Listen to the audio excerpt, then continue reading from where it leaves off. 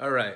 Sorry, guys. I remember I said I was gonna strain the groom, but we're still in step one of my process where I'm preparing the coat. No, it's step two, preparing the coat. Combing out all the dead fuzzy hairs and everything, clearing out that skin. So that's where I'm at right now. We did do a little building rapport. We went for a walk out back. Oh my goodness, it's so amazing here. Like the right next to this house, right next to Teddy's house, there's like this park. And up there's like this beautiful view of the city. Oh my God. So anyways, so we built a little rapport by going on a walk with him, and Teddy is just super sweet. I mean, I was prepared for the worst because I never met the dog.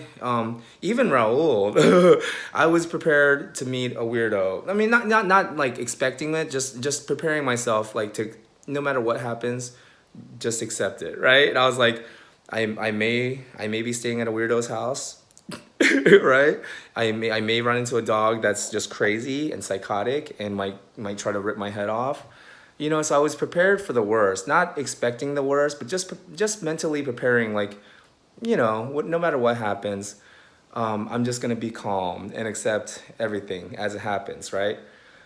Come to kind of, it turns out Raul is probably one of the coolest guys I've ever met, down to earth. I mean, just wow.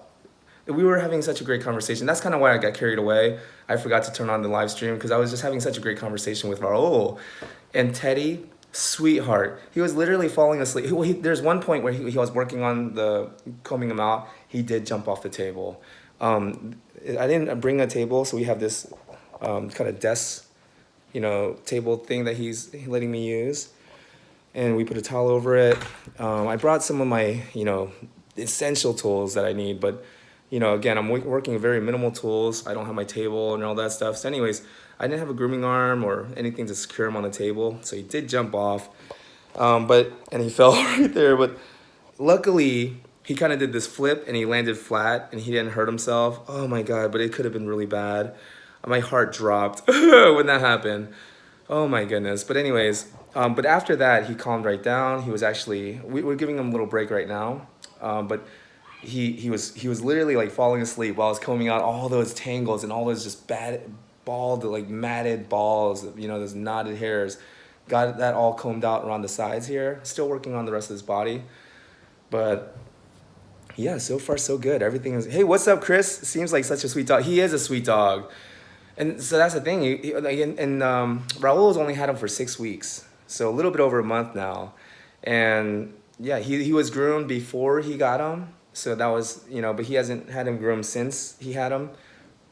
And so in the springtime, especially, even a regularly groomed dog, with my regular clients, during the spring and summer, fall, winter, every time there's a change of seasons, they go through a coat change, meaning not like a husky or like a lab. They're not gonna see their hair fall all over the floor, but with these long haired dogs, their undercoat, their secondary hairs, those fine hairs that are meant for kind of like goose down feathers, protection and insulation, those are what kind of cycles through with the change of the seasons. It has more to do with the change of the sunlight, not the temperature. So whenever the skin and the hair, just like the trees outside, whenever they sense a change in the photo periods, the intensity and the duration of the sun, that's when their skin, that's what triggers that coat change. So that's what causes a lot of the matting and the tangling and everything. It's that old hair, last season's hair, that's being pushed out. It's the thing is with labs and huskies, because the hair is shorter and thicker, it literally can push those hairs out, and you'll see the hair all over the floor. With long hair dogs like Maltese, Shih Tzus, Poodles, because the hair is long and flimsy, it's not gonna push it out. You're not gonna see their hair all over the floor like a lab or a husky.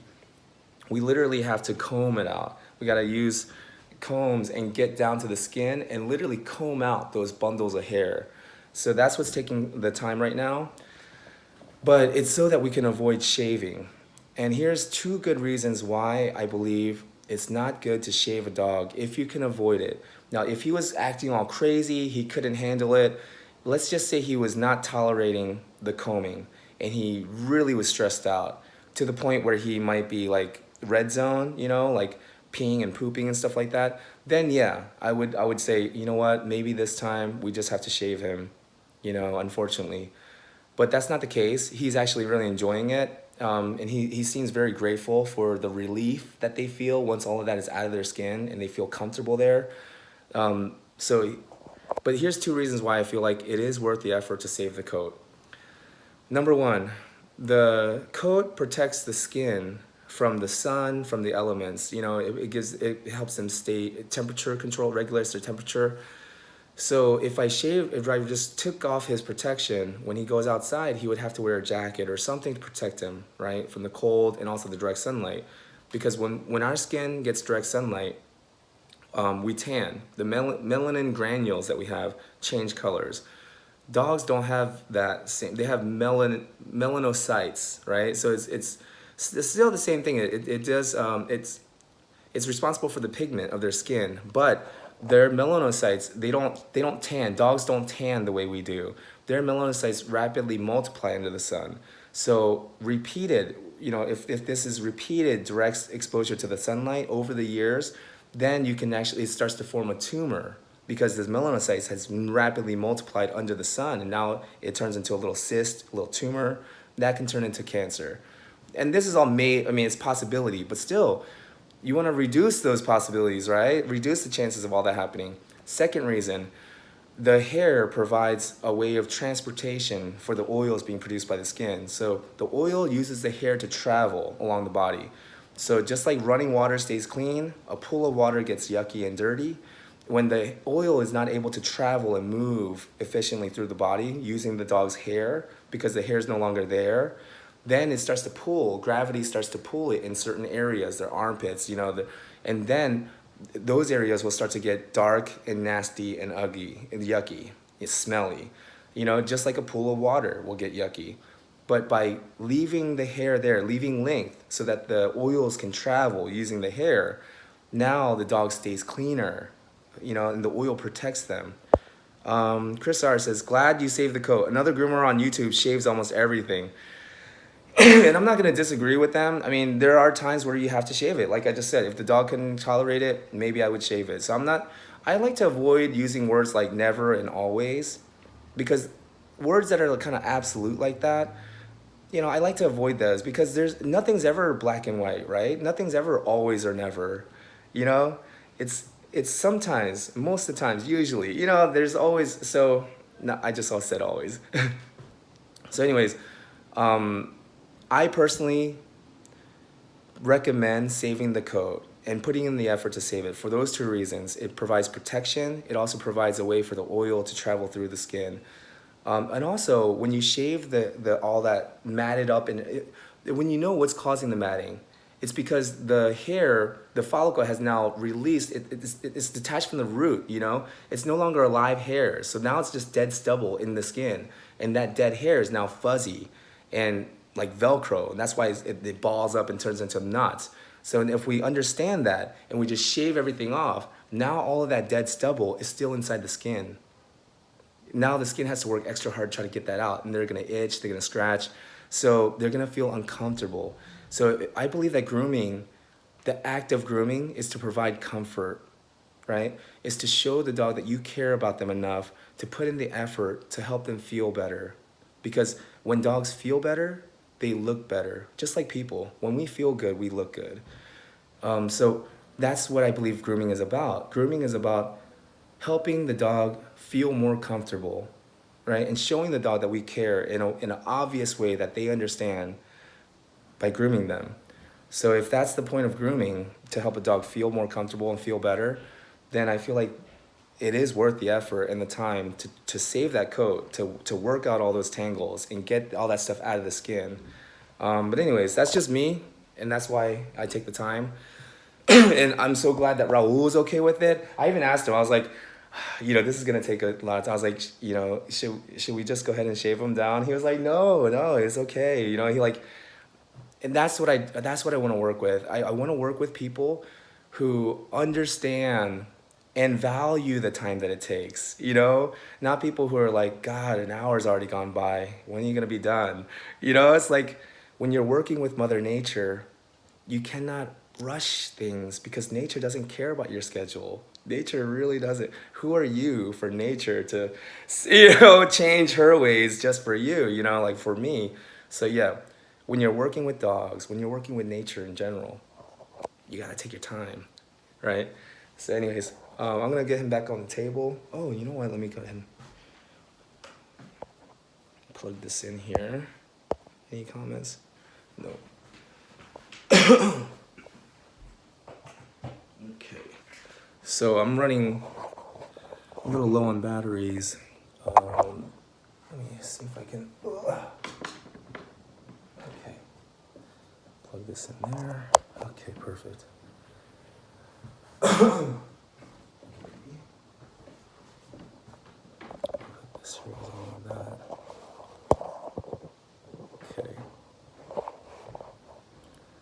You want water, right? I have sparkling water. Yeah, I saw this left. I'm good for now. Awesome. That's Raul, my new best friend. No, I was kidding. He probably doesn't think so. I just claim it. Hopefully it works out. Claudia says, I can't wait to see you work on your magic on Teddy. Well, no, I mean, really, Teddy is the magic. Oh my God, he's a perfect dog. Claudia, I also wish I was closer to you so you would groom my fur baby. Oh, well, I'm traveling now, so if you want. But anyways, yeah, so let me get Teddy back on the table. So he's had a nice little break, and then we will. Hey, Teddy. You ready for round two, buddy? Ready? 1, 2, 3. Oh, all right, buddy. Thank you so much, Teddy. Okay. All righty, look at this cutie. Oh my goodness, isn't he so adorable? So the thing is, just by working with him for this much, I get a feeling from Teddy that even if I didn't go on the walk with him, he would probably still be pretty cool with me. But it's still good to do some sort of activity with the dog so they get comfortable with you before you start working on them. And it's as simple as that. It's like a dentist coming out and shaking your hand and saying, "Hi, I'm gonna be working on you today."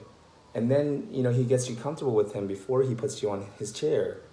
Could you imagine if a dentist just strapped you in his chair, not said a word, not even introduce himself, and just starts coldly working on you? I don't like going to the dentist anyways, but that would freak me out. You're such a good boy.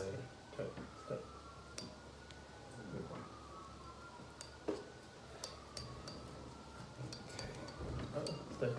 Good one, down. Good boy. There you go, buddy. Okay.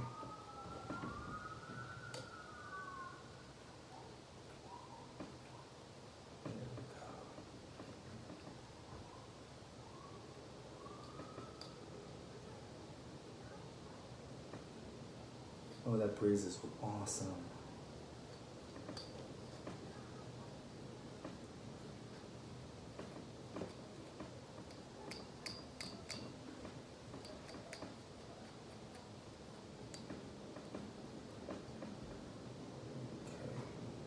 The reason why you want to go slow and hold the skin at the base so you don't pull the skin too much is because a dog's skin is only made up of 5 thin layers. Humans, I believe, have 7 layers, and our layers of skin are actually thicker than theirs. So they say that a dog's skin is actually thinner and more sensitive than a newborn baby. A human infant has thicker skin than a dog, which is why they need this hair to protect it. So, but with that in mind, you want to be gentle, and you don't want to keep yanking at it. Just more kind of pick it, just work it gently, because these mats will work out. But if you yank at them, it causes the dog so much pain and so much stress that becomes the fight. They start reacting, and then they start fighting it. And obviously because it hurts. Okay, so whenever you run into a really thick patch, I like to use my thinning shears because the point here is flat. It's not pointed, so I don't have a risk of actually poking him, injuring him. and you can just slide the blade right through the mats. There you go, Teddy. Good boy. You're such a good boy, buddy. Okay. And that way, it's not so painful to him, because the more pleasant we can make the experience, the more likely he'll look forward to it next time. Because once he's done, he's gonna feel so comfortable and feel so good. He's gonna be like, oh man, that was worth it, you know? And so then the next time, and usually after about the third visit, if you do a really good job and you have a good experience, you provide them with a good experience, and afterwards, they look so good and silky and beautiful, and the parents just erupt, you know? Grown men will go into falsetto all of a sudden. Oh my God, you know? And it's really funny when you see like a big CEO do that, you know, because you know, obviously, you know that at work they're all business. You know, they live in this big, nice house. You know they're serious. But when they see their dog all pretty and you see this big, serious guy, oh, buddy. So anyways, but when the dogs feel that, they feel all of this love and this affection coming from their owners. They feel like they did a good job. They feel like, wow, I did something. I feel proud of myself. Man, I should have brought my mat splitter. I didn't think of it.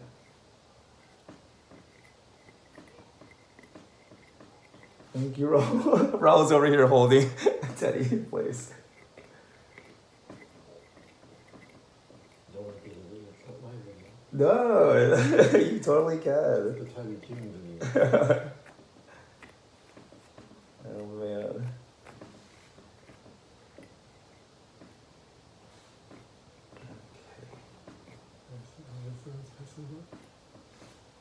Yeah, he is such a social guy on the walk. I mean, it's like he knows everyone. He knows all the dogs. He's friends with everyone, you know. That's how I get when I'm drunk. So.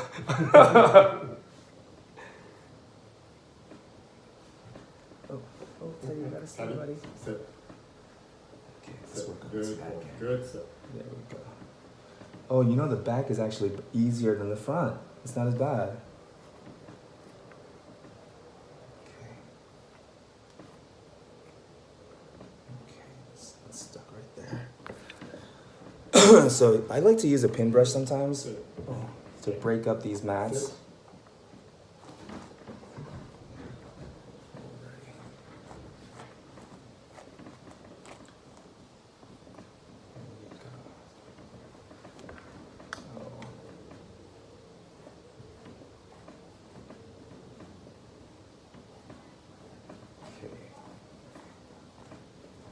So there's a few heavy spots like around his chest and shoulders, but that's usually where they're heavy, is around the chest and shoulders. It's like a mane, like a lion's mane. That's where it usually gets really thick and matted. But it looks like once I get that combed out, everything else is gonna be pretty easy after that. Smooth sailing. All right, Teddy.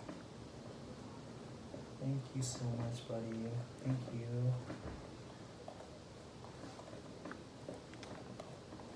That looks decent.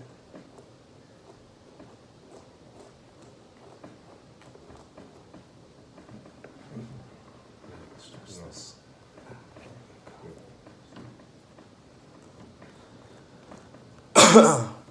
Let's see here. Oh, wow. Pauline, he's adorable. Claudia says, Raul loves Teddy so much. Yeah, right? You could tell, right? Our favorite groomer, Patty, says, hi, June. Teddy looks so adorable, right? And the goal is to keep him long. So we're trying to avoid having to shave him. So, you know, for those same reasons, because the hair is meant to protect the skin. Also, it provides the oil a way to travel throughout the body. There we go. Let's see here. Amanda, one of my favorite parts of grooming is when the parents and the pup finally see each other again and everyone is so happy. So, exactly, right? I call that my rock star moment. Okay, I was going to go through and slice these.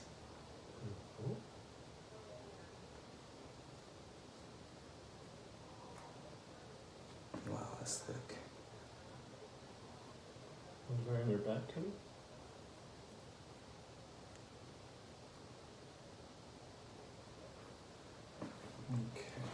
We can put him on his back. Oh yeah, if you will. One, two, three. Oh, I was like, I don't even want to do this. Oh, you don't want to be belly rubs? You don't want belly rubs? Belly rubs. You don't want belly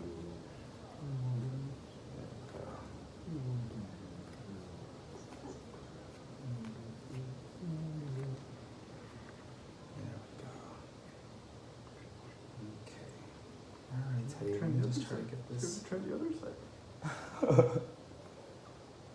Try the other side.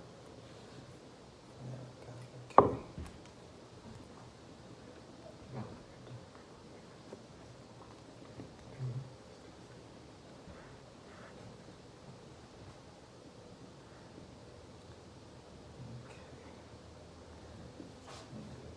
Get a good angle on it.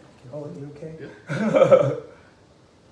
Well, that's why I like this, because it's, even if you hit it, it doesn't really.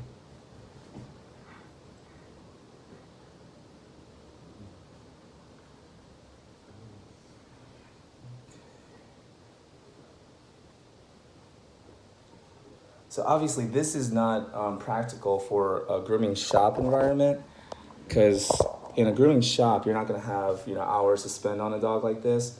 This is really for people at home. If you want to avoid your dog getting shaved, oh, Good boy.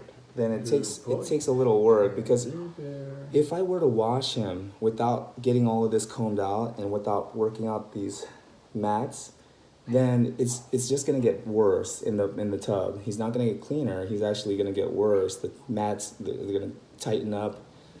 It takes forever to wash him. It takes forever to dry him. He won't actually dry, and after he dries, he'll still be smelly. So that's why I have to. I don't have to, but that's why I like to get all this worked out before the bath. And that's kind of like taking off all our dirty clothes, all our dirty underwear before we take a shower, so that our skin can actually get clean. Because right now, with all of this packed in there, there's no way the water in the shampoo is going to be able to get inside the skin, inside those pores, and actually do a deep cleaning. It's really just going to be surface level cleaning. And the hairs will smell, fragrant for like that day maybe, but usually 2-3 days after the bath, the dog starts to smell worse than before.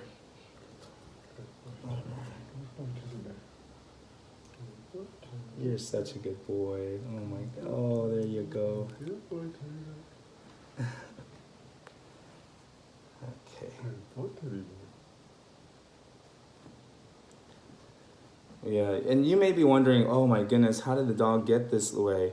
Well, Raul's only had him for 6 weeks, and 6 weeks from the shelter, and he hasn't been groomed since, because let's just be honest, any groomer that he goes to, he's gonna get shaved down. I mean, and it's not I'm not saying that in a negative way, it's just the reality of the situation. Because most grooming shops, the way they're set up, the business model, they can't spend more than 2 hours on a dog. They have to get the dog in and out and done in about 2 hours.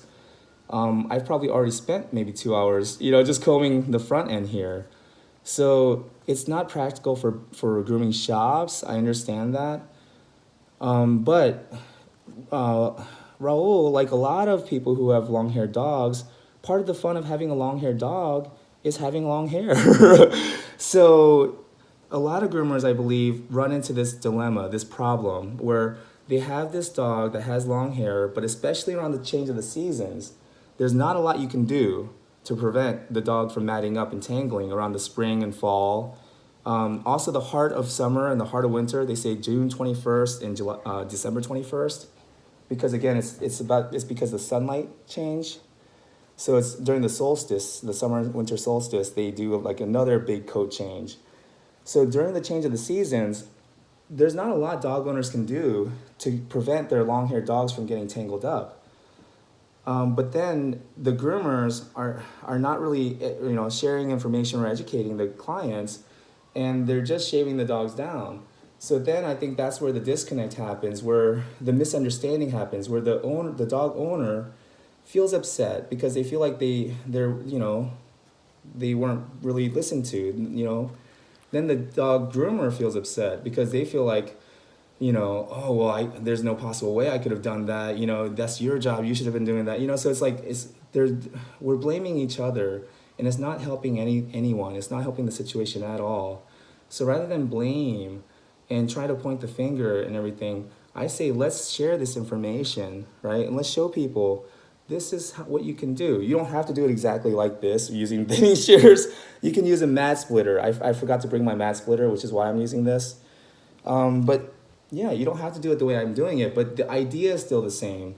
Let's get a comb to be able to go through the coat without catching on the mats, and then wash the dogs. And if you do that at home, then whenever your dog does need a haircut, you can take them to any groomer, and well, not any groomer. You can take them to a talented groomer, a groomer that has some skills with the haircut, and they will be able to do almost any haircut that you ask, as long as the dog is already combed out for them. But that's the problem. Most groomers, they don't have the time or the skills, or sometimes the patience, because I remember this one groomer I was training. I was teaching him all this, and we were combing out the dog. And I remember he just put the tools down. He just slammed the tools down. He was like, "You have to pay me $500 to do this." And I remember I looked at him. I was like, "Why don't you just be honest and say you don't want to do it?" Because I was telling him, if I gave you $500, I doubt you would do a good job with that attitude. So some groomers just don't have the patience for it, and that's okay. I mean, just be honest is what I'm saying. Anyways, so this is pretty much what I'm going to be doing for the next maybe half an hour or hour or so, because it looks like once I get this area combed out, the rest of his body's pretty good. It's okay. So I just need to get this area where it's really thick. So once I get him combed out, then I'll get him in the bathtub, or in the wash him, and then I'll stream back live, because he's obviously not aggressive and he's not acting really crazy or anything. So that's pretty much all I'm going to be doing right now, is just working all the mats and everything out. And then I'll stream back live when I'm doing the haircut, once he's all dry. Perfect. So glad Raul saved him from the shelter. Yeah, right? The thing is, what do they say? Like when you rescue a dog, sometimes the dog ends up rescuing you. Yes. When I'm hearing from Raul and the story behind everything that happened, it really seems like they saved each other, But anyway, it's beautiful. I'm so happy to be here. But anyways, I'm going to get back to work, and I'll stream back live when I'm doing the haircut. I'll see you guys.